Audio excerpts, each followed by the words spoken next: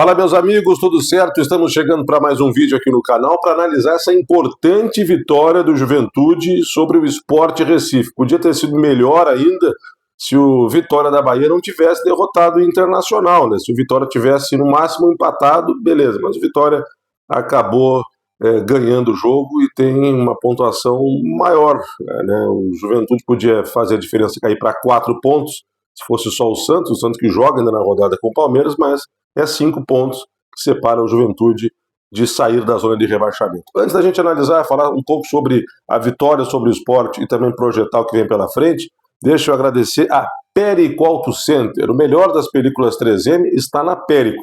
Chama no WhatsApp 54 981 34 0798. A Perico tem tudo que o seu carro precisa para ficar completo na Sinimbu 478 em Lourdes. Não esqueça de deixar o like nesse vídeo. Não é inscrito? Se inscreva no canal, obviamente. E claro, se compartilhar esse vídeo nos seus grupos de WhatsApp, nas suas redes sociais, vou ficar muito contente, porque você ajuda o canal Giba Narrador a crescer aqui no YouTube.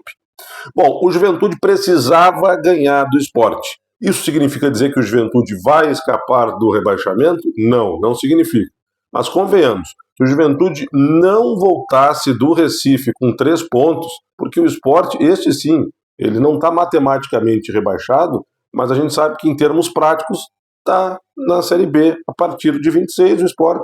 E o Juventude não poderia, contra o Lanterna do campeonato, não ganhar o jogo, porque se ele não ganhar do Lanterna, como é que eu vou fazer um prognóstico, por mais otimista que seja, dizendo que ele vai ganhar do Cruzeiro, que ele vai ganhar do Bahia, que ele vai ganhar do Santos, mesmo jogando no Jacone? Se não ganha do Lanterna, não ganha de ninguém. E ganhou do Lanterna. Então eu posso, sim, por mais que eu tenha, inclusive essa semana, feito lá na Rádio Caxias, uma simulação bem otimista, porque é o otimismo que faz ainda haver essa esperança na permanência do Juventude. Eu fiz uma simulação que o Juventude ganhasse o jogo de hoje contra o Sport e depois tivesse 100% em casa, contra o Cruzeiro, contra o Bahia e contra o Santos. Bom, isso de ganhar contra o Vitória já aconteceu. Agora tem a parte mais difícil, que é ganhar desses times. Não botei ponto contra o Vasco, embora também não ache que isso seja impossível. O Vasco vem de 2 derrotas, esse é um problema, vai querer buscar recuperação, mas mostra que está no momento de oscilação. Então não é impossível. E eu não botei ponto nesse jogo, mas botei empate contra o São Paulo na Vila Belmiro, que é um campo neutro. São Paulo joga no Morumbi, o jogo não vai ser no Morumbi.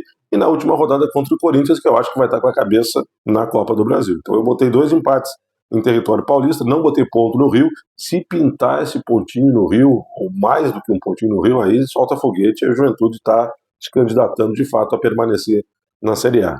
Mas o Juventude precisava, eu repito, e conseguiu a vitória.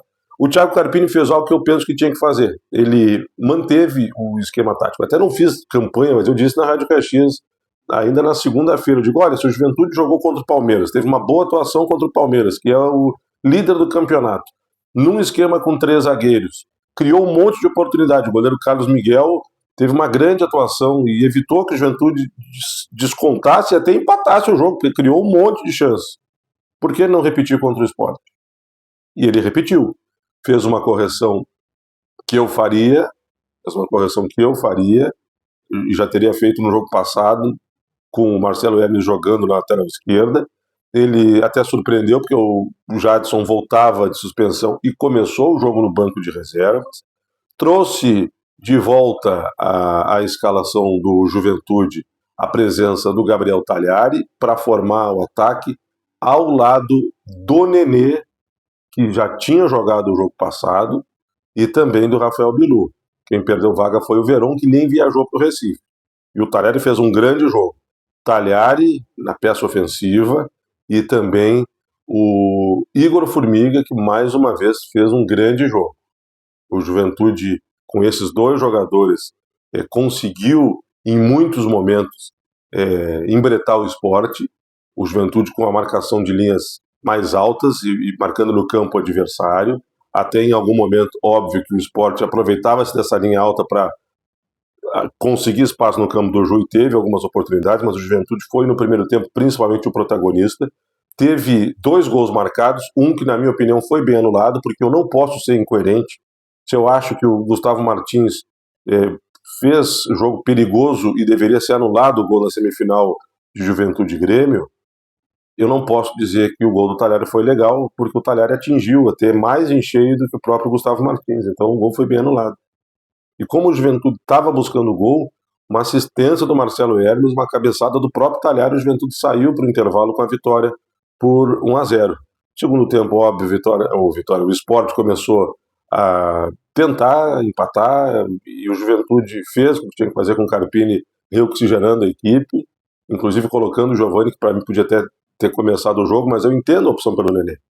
Na maré que o Juventude está, mesmo sabendo que o Nenê é um a menos quando o Juventude tem que se defender, ele é uma peça a mais quando o Juventude tem que atacar, porque ele tem qualidade. E são os lampejos técnicos do Nenê que justificam a presença dele. Mas o Juventude reoxigenou o time, entrou o Giovani, entrou o Enio, também teve a modificação com a entrada do Jadson, e o Juventude voltou a tomar as rédeas do jogo, fez o segundo gol numa assistência do Igor Formiga para o Enio, 2-0, vitória merecida, torcedor do Sport gritando olé quando o Juventude tocava na bola, indignado com o time que vai cair, sim, mas dando mostras de que o Juventude estava fazendo o que tinha que fazer.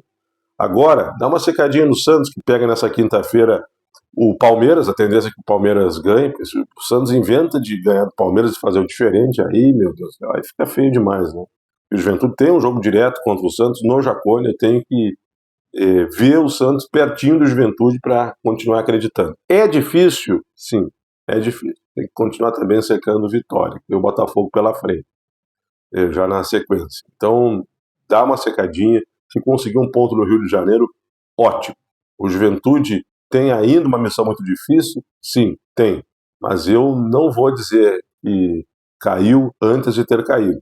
E olhando para o que tem os adversários pela frente, e que o Juventude não vai precisar chegar em 45 para escapar, eu acho que ainda é viável. Mas tem que continuar se ajudando.